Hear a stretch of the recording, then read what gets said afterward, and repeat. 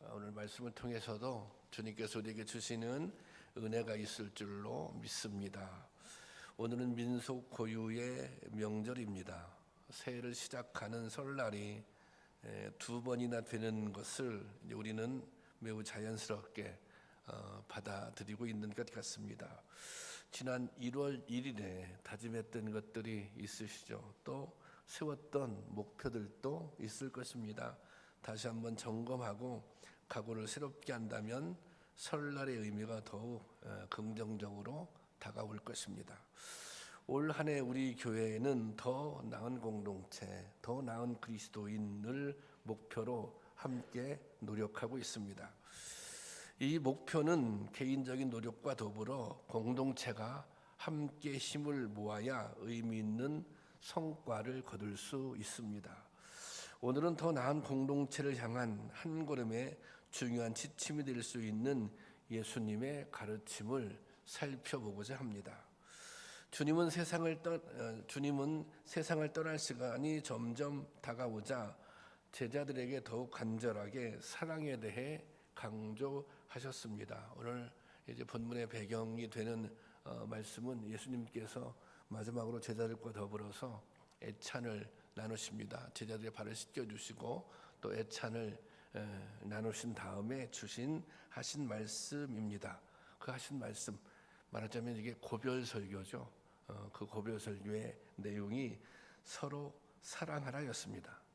이 서로 사랑하라고 하는 주님의 당부는 유언과도 같은 교훈이었던 것입니다. 예수님은 당신께서 떠나신 후 세상에 남겨지게 될 제자들이 무엇보다 서로 사랑하기를 소원하셨습니다. 주님은 왜 이처럼 사랑을 강조하시고 사랑을 당부하셨을까요? 사실 주님께서는 3년 동안 공생애를 사시는 동안 가장 핵심적인 가르침의 내용도 사실은 사랑하라였습니다. 예수님은 서로 사랑하라는 계명을 새 계명 이렇게 이름을 붙이셨습니다. 오늘 본문 34절 말씀인데요. 함께 볼까요? 시작. 새 계명을 너희에게 주노니 서로 사랑하라. 내가 너희를 사랑한 것 같이 너희도 서로 사랑하라. 여기서 새 계명 그러면 우리가 옛 계명을 떠올리게 되잖아요. 옛 계명은 율법을 의미합니다. 그래서 이 사랑하라고 하는 계명은 이제 없었다가 예수님 때 처음 생긴 법이 아닙니다. 구약에서부터 이미 율법을 통해 강조되어 왔던 것입니다. 마태복음 22장에 보면 예수님과 한 율법사의 대화가 나옵니다. 율법사는 예수님께 나와 율법 중 어느 계명이 가장 큰 계명인지를 묻습니다. 율법에 내용들이 많이 있는데 그 계명 가운데 계명 가운데 무엇이 가장 큰 계명입니까? 이렇게 질문을 한 것입니다. 이 질문에 예수님은 마음을 다하고 성품을 다하고 목숨을 다하고 뜻을 다하여 하나님과 내 이웃을 내 몸과 같이 사랑하라고 그렇게 대답을 해 주십니다. 여기서 주님이 말씀하시는 하나님 사랑과 이웃 사랑은 이미 구약에 기록되어 있는 말씀입니다. 신명기 6장 5절 말씀 한번 볼까요? 다 같이 보겠습니다. 시작. 너는 마음을 다하고 뜻을 다하고 힘을 다하여 네 하나님 여호와를 사랑하라. 예, 하나님 사랑에 대한 명령이죠. 자, 레위기 19장 18절 보겠습니다. 다 같이 시작. 원수를 갚지 말며 동포를 원망하지 말며 내 이웃 사랑하기를 내 자신과 같이 사랑하라. 나는 여호와이니라. 이것은 이웃 사랑에 대한 명령입니다. 그런데 왜 주님은 서로 사랑하라 이렇게 말씀하시고 이것이 새 계명이라고 하셨을까요? 그것은 사랑에 대한 율법과 비교했을 때 예수님의 가르침은 사랑의 그 대상과 범위가 완전히 달라졌기 때문입니다. 사랑의 대상과 그리고 그 범위가 달라졌다는 것입니다. 율법에서는 죄인들, 병자들, 가난하고 소외된 사람들은 사랑의 대상이 아니었습니다. 이 사람들은 사랑의 대상이 아닐 뿐 아니라 함께해서도 안 되는 부류의 사람들이었습니다. 하지만 예수님께서는 이들을 먼저 사랑해라. 다시 말하자면 죄인들, 병자들, 가난하고 소외된 사람들, 이들을 먼저 사랑해라. 아니, 더 사랑해야 한다고 그렇게 선언하신 것입니다. 사실 사랑할 만한 사람을 사랑하는 것은 누구나 할 수 있는 일입니다. 가족을 사랑하는 거 당연하잖아요. 이 친한 사람을 사랑하는 거 이거 당연하잖아요. 또 나를 좋아해 주는 사람을 사랑하는 것 이게 어떻게 보면 당연하잖아요. 그런데 그것은 누구나 할 수 있는 일이죠. 예수님께서 이렇게 말씀하셨어요. 누가복음 6장 32절 말씀입니다. 다 같이 보겠습니다. 시작. 너희가 만일 너희를 사랑하는 자만을 사랑하면 칭찬받을 것이 무엇이냐? 죄인들도 사랑하는 자는 사랑하느니라. 그것은 사랑하는 것을 맞기는 하지만 뭐예요? 칭찬받을 만한 내용의 사랑은 아니라는 것입니다. 베드로는 예수님께 죄에 대한 용서를 질문합니다. 어느 정도 나에게 잘못한 사람이 있으면 어느 정도 수준에서 용서를 해줘야 할까요? 그런데 이 베드로가 생각한 최고의 이 용서는 7번이었습니다. 그래서 7번씩 용서해주면 되겠습니까? 그러나 예수님은 7번씩 70번을 용서하라고 말씀하십니다. 이것은 어떤 말씀이에요? 이것은 용서에는 한계가 없다는 것입니다. 무한대로 용서해 줘야 한다는 것입니다. 여러분, 예수님의 사랑은 그 어떤 조건도 차별도 없는 사랑입니다. 나에게 잘해주면 나도 잘해주고 나를 사랑해주면 나도 사랑해주는 그런 사랑은 세상의 사랑법입니다. 이해타산에 따라 조건이 맞으면 잘해주지만 조건이 틀리게 되면 언제나 등을 돌릴 수 있는 것이 세상의 인심입니다. 학연, 지연, 사상, 이해에 따라 적도 되고 동지도 됩니다. 그러나 예수 그리스도의 사랑은 어떤 조건도 또 어떤 차별도 존재하지 않는 것입니다. 인종, 언어, 사상뿐 아니라 원수까지도 포용하는 것, 그것이 주님의 사랑입니다. 여러분, 사랑할 만한 사람을 사랑하는 것은 그리스도의 사랑이 아닙니다.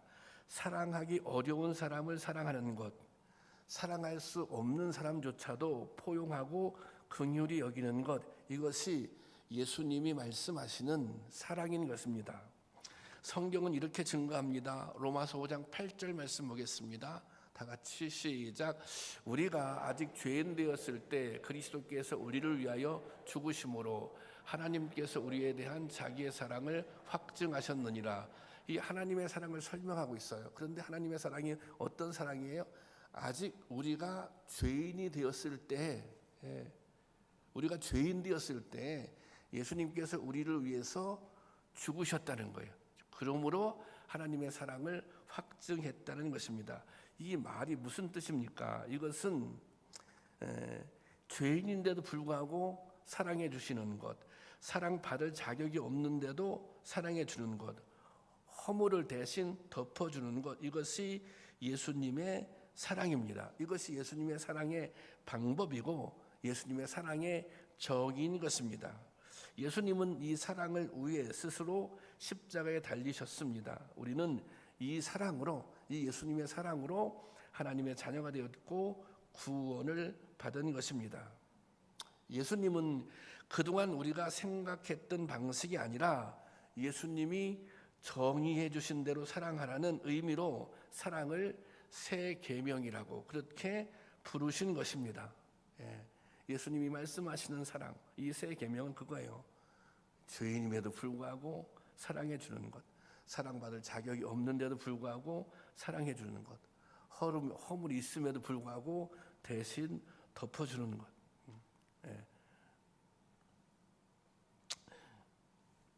여러분, 우리는 교회 안에서 무수히 사랑을 이야기합니다. 그런데 우리의 사랑이 때로는 사랑하지 않는 것은 아니나 사랑의 방식에 문제가 있을 수 있다는 것입니다. 사랑은 나의 감정이나 나의 기준에 따라 하는 것이 아닙니다. 사랑은 상대방의 필요에 따라 상대방의 필요를 우선적으로 생각하고 그 필요를 채워주는 것입니다. 제가 잘 알고 있는 농촌교회인데요. 목사님이 새롭게 부임을 했어요. 그런데 그 지역은 뭐 농촌이고 자그마한 교회니까 전에 있던 목사님이 열심히 전도를 했어요.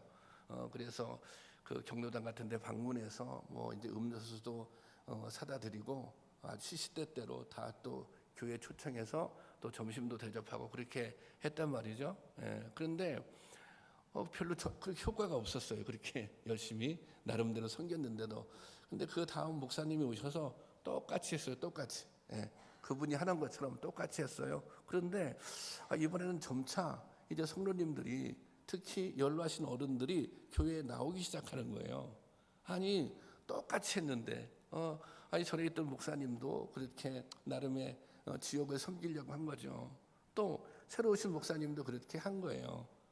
그런데 그 교회 제가 장로님을 잘 아는데 대화를 나눠보니 어떤 차이가 있었는가, 이 두 목사님 사이에는 어떤 차이가 있었는가.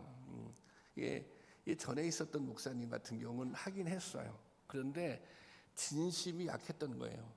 무언가 의무감, 내가 전도해야지, 내가 복음을 전해야지, 이런 의무감은 있었으나 그분들, 그 지역에 사는 사람들의 마음이나 생각을 헤아리는 데는 부족했던 거예요. 뭔가 이 진심이 진심으로 다가가지 못한 것 같아요. 제가 뭐 생각해 보자면. 근데 똑같이 했지만 그 다음에 오신 목사님은 그런 진심이 있었던 거예요. 노인들의 마음을 헤아리고 손이라도 한번 따뜻하게 잡아주고, 단지 가서 뭐 이렇게 용품만 전해주고 그러는 것이 아니라 그분들의 이야기도 가만히 잘 들어주고, 그것은 어떤 것이냐면 나누는 것이죠.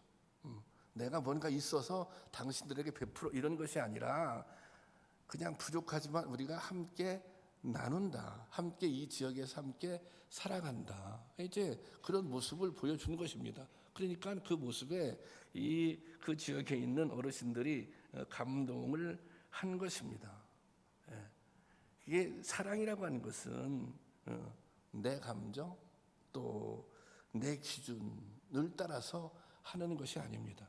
사랑은 상대방의 마음을 얼마나 헤아릴 수 있는 것인가, 그 사람의 감정 또 그 사람의 생각, 상대방의 감정과 기준을 생각하면서 그것이 기준이 되어야 한다는 것입니다. 그래서 나는 막 사랑해요. 그런데 잘못하면 그 사람이 상대방을 힘들게 하는 거예요. 상대방에게 상처도 줄 수 있는 거예요. 이것은 진정한 사랑이 아닌 것입니다. 여러분, 우리가 진정으로 사랑하기 위해서는 예수 그리스도의 사랑으로 사랑해야 합니다. 무엇보다 예수님의 사랑으로 사랑해야 하는 것입니다. 그리고 상대방의 필요를, 나의 필요에 의해서 아니라 상대방의 필요를 먼저 생각할 수 있어야 합니다. 그리고 우리가 뭔가 사랑을 하게 되면 반응을 기대하잖아요. 반응을. 그래서 막 사랑했는데 반응해 주잖아요. 그러면 때로 상처받을 수 있잖아요. 그런데 여러분, 상대방이 반응하지 않아도 끊임없이 사랑할 수 있어야 합니다. 이게 진짜 사랑이에요. 또 이 반응 안 하면 사랑하기 싫잖아요. 그런데 사실은 이 사랑이라고 하는 것은, 예수님이 사랑이라고 하는 것은 사랑할 수 있는 것만으로 행복하고 만족해 할 수 있어야 하는 것입니다. 내가 사랑했을 때 어떤 열매, 어떤 뭐 그런 것들이 그런 거 있으면 더 좋지만, 그런 게 없을지라도 내가 그냥 사랑하는 것만으로, 내가 무언가 섬길 수 있으면 섬기는 것만으로, 그것이 내가 받은 은혜로 하기 때문에 하는 것이기 때문에 그렇게 하는 것만으로 행복할 수, 만족할 수 있어야 한다는 것입니다. 이런 사랑을 실천할 수 있기를 주님의 이름으로 축원합니다. 그런데 예수님은 사랑하라는 명령에 이렇게 조건을 달아줍니다. 내가 너희를 사랑한 것 같이, 내가 너희들을 사랑한 것 같이. 그러면 예수님이 우리를 어떻게 사랑했습니까? 이 앞부분에 본문 앞에 예수님이 제자들의 발을 씻겨주는 장면이 나옵니다. 예수님은 허리에 수건을 두르고 몸을 굽혀 사랑스러운 손길로 정성껏 제자들의 발을 씻겨줍니다. 이 모습은 누군가를 사랑한다면 어떻게 해야 하는지를 구체적으로 보여주는 내용입니다. 허리를 숙이고, 이게 발은 얼마나 지저분합니까? 수고를 하잖아요. 사실 이 유대는 더위가 심각한 사막지대도 맨발에 이제 샌들, 슬리퍼 같은 거를 신고 다닙니다. 그래서 어느 집이나 대문 곁에 물동이를 두어 먼지로 더러워진 발을 씻게 하는 그런 관습이 있습니다. 특별히 아주 귀한 손님이 오면 주인이 직접 발을 씻겨주기도 했습니다. 예수님은 공생의 내내 곳곳을 찾아다니며 걷고 또 걸었지만 예수님의 그 어떤 제자도 예수님의 지친 발을 닦아주는 사람은 없었습니다. 이때 예수님께서 친히 수건을 두르고 발을 씻기신 것입니다. 그리고 말씀하시는 거예요. 너희도 이와 같이 하라, 이렇게 말씀하시는 거예요. 이것은 섬김에 너희도 이와 같이 하라. 이것은 예수님께서 본을 보여주신 거예요. 예수님께서 섬김의 본을 보여주시고 이렇게 하라고 말씀하신 것입니다. 우리가 무엇을 가르치고자 할 때 그 가르침에는 두 가지 방법이 있습니다. 하나는 학습을 통한 교육 방법이 있습니다. 이것을 인지적 교육이라고 하죠. 또 하나는 본을 보이는 교육입니다. 이것을 모델링 교육이다, 그렇게 부릅니다. 신앙은 본을 보여주는 교육이 중요합니다. 우리가 사랑을 하라고 제가 설교할 수 있어요. 또 사랑은 어떤 것이라고 설명할 수 있어요. 그렇지만 사랑은 직접 경험해봐야, 사랑을 받아봐야 그 사랑이 어떤 사랑인지를 알 수 있는 거예요. 우리가 가끔 이런 얘기를 해요. 사랑이 부족하다, 사랑이 없다, 왜 사랑하지 않느냐. 그런데 그런 생각이 들 때가 있어요. 왜 사랑하지 못하는가? 왜 사랑하지 못하는가? 사랑 받아보지 못했기 때문에 사랑할 줄 모르는 거예요. 사랑 받아보지 못했기 때문에 사랑이 무엇인지를 몰라요. 사랑이 어떻게 하는지를 몰라요. 그래서 사랑을 못하고 있는지도 모른다. 제가 그런 생각을 해봤습니다. 우리가 어떻게 믿음을 말로만 가르칠 수 있겠습니까? 이것이 믿음이라고, 이것이 좋은 믿음이라고, 그것은 삶을 통해서 보여주는 것입니다. 우리의 다음 세대인 아이들도 우리를 보고 신앙을 배웁니다. 초신자들은 기존 신자들을 보고 배우고, 집사님들은 권사님들을 보고 배우고, 권사님들은 장로님들을 보고 배우는 것입니다. 성숙하지 못한 모습, 성숙하지 못한 신앙으로 어떻게 후배들을 권면하거나 교훈할 수 있겠습니까? 가정에서 부모님들이 부부싸움을 하면서 아이들에게 너희들은 절대 싸워서는 안 돼, 싸우지 마, 이렇게 가르친다면 그 가르침이 과연 힘이 있겠습니까? 앞서가는 사람이 삐뚤어지게 가면서 뒤에 오는 이에게 똑바로 따라오라 하면 이것이 올바른 가르침이 되겠습니까? 여러분, 신앙은 본을 보여 가르치는 것입니다. 어른들이 본을 보이고 먼저 신앙생활을 하신 분들이 본을 보여야 합니다. 이 본을 보일 때, 이 모범을 보여줄 때 아이들이 그렇게 할 수 있는 것입니다. 혹시 여러분 자녀들 너 왜 이거 이렇게밖에 못해? 너 왜 이걸 못하고 있어? 그렇게 야단칠 일 있으시잖아요. 그러면 먼저 자기 자신을 한번 돌아다 보시기 바랍니다. 나는 모범을 보이고 있는 것인가? 내 삶은 이 아이들에게, 자녀들에게 교훈이 되고 있는 것인가? 그렇게 먼저 한번 돌아다 볼 수 있기를 바랍니다. 예수님은 그냥 사랑하라고 말씀하신 것이 아닙니다. 어떻게 하는 것이 사랑하는 것인지 구체적으로 보여주셨습니다. 그래서 스스로 낮아지셨어요. 스스로 무릎을 꿇고 제자들을 발을 닦아주셨잖아요. 아니, 예수님께서 하나님의 아들인데 사람이 된 것 자체가 가장 낮아지신 것이죠. 그리고 섬기셨습니다. 그리고 용서하셨습니다. 그런 다음에 예수님께서 내가 보여준 것처럼 행해라, 그렇게 말씀하고 있는 것입니다. 주님은 말이 아니라 삶으로 사랑하셨습니다. 스스로 낮추고 상대방은 높이며 진심을 다해 섬겨주었습니다. 먼저 찾아가고 손을 내밀어 주며 함께 울고 넘어진 사람은 부축해서 일으켜 주었습니다. 주님은 이렇게 구체적인 실천으로 서로 사랑하라고 우리를 권고하고 계십니다. 여러분, 예수님이 하셨던 것처럼 우리도 그렇게 서로 사랑해야 합니다. 아니, 똑같이 할 수는 없겠죠. 그렇지만 그렇게 하려고 애쓰고 노력해야 합니다. 정말 예수님이 하셨던 것처럼 가난하고 병들이 이들이 있다면 먼저 찾아가야 하는 것입니다. 외롭고 절망한 이들이 있다면 위로해야 하는 것입니다. 자신을 낮추고 상대방을 먼저 대접해야 하는 것입니다. 끝까지 용서하고 사랑해야 하는 것입니다. 이것이 오늘 저와 여러분이 해야 할 일입니다. 이것이 교회의 사명이기도 합니다. 우리가 이렇게 하면 우리는 더 나은 그리스도인이 될 것입니다. 우리가 이렇게 하면 우리 교회는 더 나은 공동체가 될 것입니다. 이런 은혜가 우리 가운데 있기를 주님의 이름으로 축원합니다.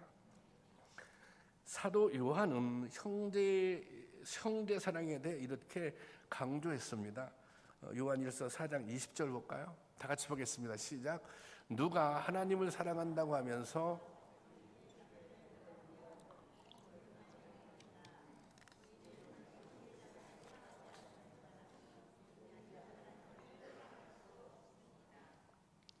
이게 참 중요한 말씀입니다.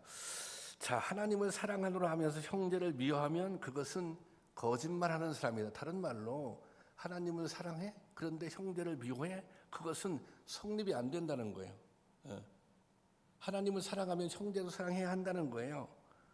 보이는 형제를 사랑하지 않으며 어떻게 보이지 않는 하나님을 사랑할 수 있느냐, 이렇게 반문하고 있습니다. 그러니 이 말은 하나님에 대한 사랑은 형제 사랑을 통해서 증명되어야 한다는 것입니다. 여러분은 하나님을 사랑하십니까? 그러면 형제를 사랑해야 됩니다. 여러분 하나님을 사랑하십니까? 그러면 성도들을 사랑해야 합니다. 이웃을 내 몸과 같이 사랑하라고 말씀하시는데 우리는 자신의 몸을 귀하게 생각합니다. 그렇죠? 그래서 우리는 내가 싫어하는 게 있고 좋아하는 것이 있습니다. 누가 상처 주면 싫어합니다. 그렇죠? 누가 무례하게 행하면 싫어합니다. 하지만 누군가 자신의 마음을 헤아려주면 좋아합니다. 누가 나를 배려해주면 내 마음을 알아주면 좋아합니다. 그러니 이게 반대로 하면 되는 것입니다. 상처 주는 말을 하지 말고 무례하게 행하지 않고 상대방을 헤아려 주는 것입니다. 이것이 저는 이웃사랑의 기본이다, 그렇게 생각합니다. 저희 교회 안에 선교의 셀이 저는 성도들의 사랑을 실천할 수 있는 장이다, 이렇게 생각합니다. 선교의 셀은 교회 안에 작은 공동체입니다. 원래는 선교회 따로 셀 따로 있었어요. 그런데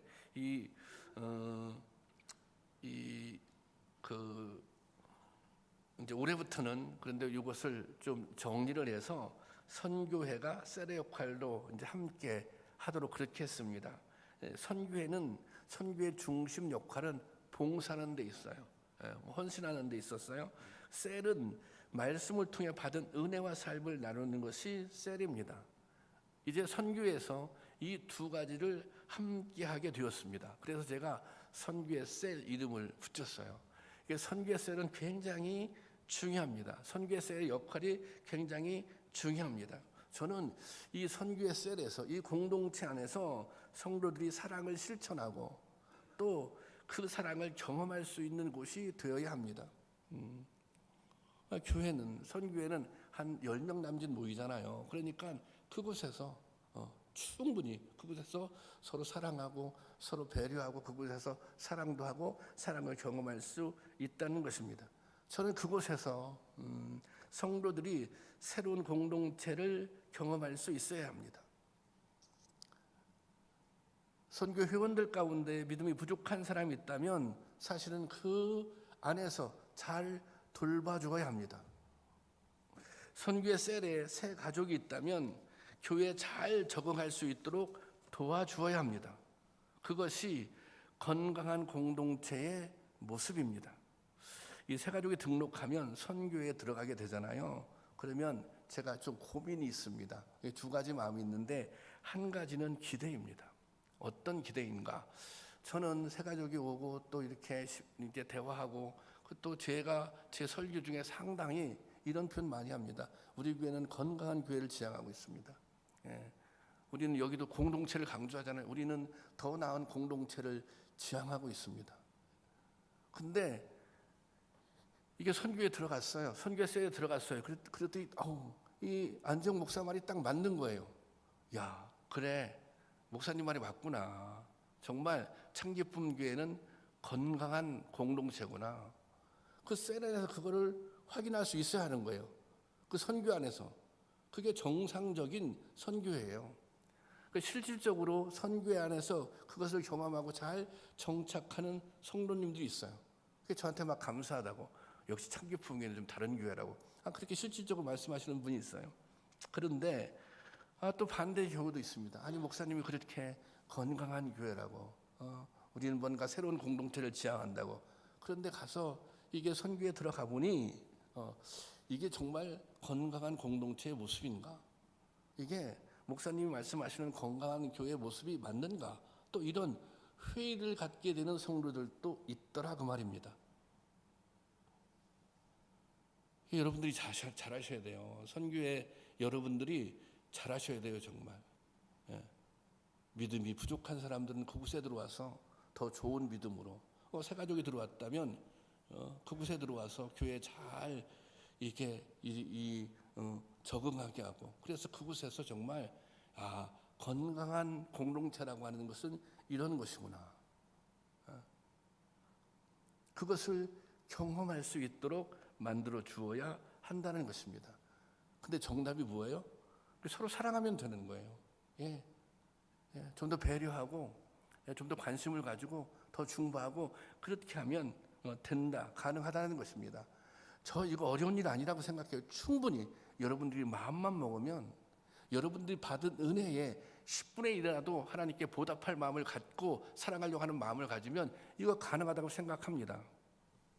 여러분은 얼마나 서로 사랑하십니까? 얼마나 상대방을 배려하십니까? 서로를 이해하려고 노력은 하십니까? 받은 은혜를 기억하며 더 사랑할 수 있기를 바랍니다. 서로 사랑하는 모습을 통해서 하나님의 사랑을 증명해 보이실 수 있기를 바랍니다. 그런 은혜가 우리 가운데 있기를 주님의 이름으로 축원합니다. 마지막으로 새 계명에 대한 예수님의 말씀은 이렇게 결론 지어집니다. 35절 말씀입니다. 다시 한번 보겠습니다. 시작. 너희가 서로 사랑하면 이로써 모든 사람이 너희가 내 제자인 줄 알리라. 제자는 이제 팔로워라고 그러죠. 영어로 따라가는 사람들이라는 뜻입니다. 그러니까 예수님이 본을 보여주셨으니 그대로 따라가는 사람들, 따라가는 예수님 같이 된다 그런 수준이나 그 모습을 나도 따라가려고 나도 본받으려고 노력하고 애쓰는 사람이 제자라는 거예요. 요한복음 13장 15절에 주님은 이렇게 말씀하십니다. 한번 볼까요? 내가 너에게 시작. 내가 너에게 행한 것 같이 너희도 행하게 하여 본을 보였노라. 예수님께서 본을 보여주셨어요. 본을 보여주신 목적은 너희도 그렇게 하라고. 여러분, 서로 사랑하는 명령은 제자에게 주시는 주님의 명령입니다. 우리는 사랑을 위해 부름을 받았습니다. 서로 사랑해야 성도이고 서로 사랑해야 제자입니다. 우리가 교회 안에서 가장 많이 듣는 말을 꼽는다면 믿음과 사랑일 것입니다. 그런데 사람들은, 성도들은 믿음은 신앙생활의 필수 요소라고 생각합니다. 필수 요소. 그런데 반면 사랑은 흔히 신앙생활에서 선택사항인 것처럼 여깁니다. 믿음은 필수인데 사랑은 필수가 아니라 선택사항으로 그렇게 생각한단 말이에요.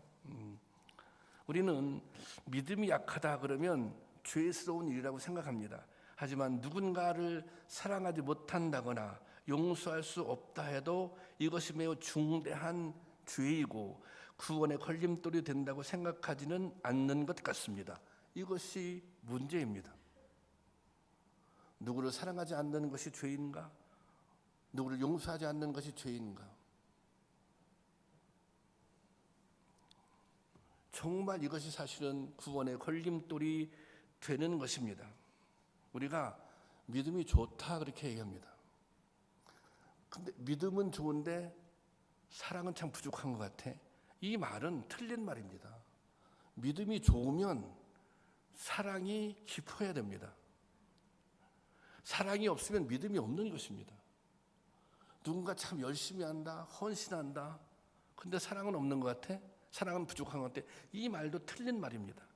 열심히 있으면, 헌신하면 뭐도 있어야 되는 거예요? 사랑도 많이 있어야 하는 것입니다. 바울은 사랑이 우리 삶에서 차지하는 위치를 다음과 같이 말해줍니다. 우리가 잘 알고 있는 성경 말씀이에요. 고린도전서 13장 13절. 이거 다 외울 수도 있는 말씀이죠. 다 같이 보겠습니다. 시작. 그런즉 믿음, 소망, 사랑 이 세 가지는 항상 있을 것인데 그 중에 제일은 사랑이라. 이게 사도 바울이 아주 기가 막힌 말씀을 한 거예요. 믿음, 소망, 사랑 이 세 가지는 항상 있을 것인데 그 중에 제일은 사랑이라. 그럼 바울이 왜 바울처럼 믿음을 강조한 사도가 없어요. 믿음으로 이루어지고 믿음으로 구원받는다고 가르쳤는데요, 바울이. 그런데 믿음, 소망, 사랑은 항상 있을 것인데 사랑이 제일이라고 왜 그렇게 얘기했을까요? 고린도 교회를 보면 믿음이 좋았습니다. 열심히 있었습니다. 그래서 교인들끼리 서로 막 경쟁하기도 하고 파벌도 생겼어요. 열심히 있었어요. 믿음이 좋았어요. 그런데 그 열심히 있는 믿음 가지고 교인들이 분쟁을 일으켰어요. 그 열심 가지고 서로 그냥 이렇게 분파를 만들었어요. 그런 믿음은 소용이 없다는 거예요. 그런 열심은 소용이 없다는 거예요. 어떤 믿음, 어떤 열심? 사랑이 뒷받쳐주지 못하는 열심, 사랑이 뒷받쳐주지 못하는 헌신은 이것은 믿음이라고 말할 수 없다는 거예요. 그것을 바울이 강조하고 있었던 것입니다. 여러분, 우리의 삶이나 신앙생활에 중요한 것이 많이 있지만 그 중에 제일은 사랑입니다. 사랑이 없으면 아무것도 아닙니다. 사랑이 없으면 우리가 가지고 있는 믿음은 가짜 믿음입니다. 여러분은 사랑이 제일이라고 믿고 그렇게 살고 있습니까? 사랑이 제일이다 그렇게 믿고 살아가고 계십니까?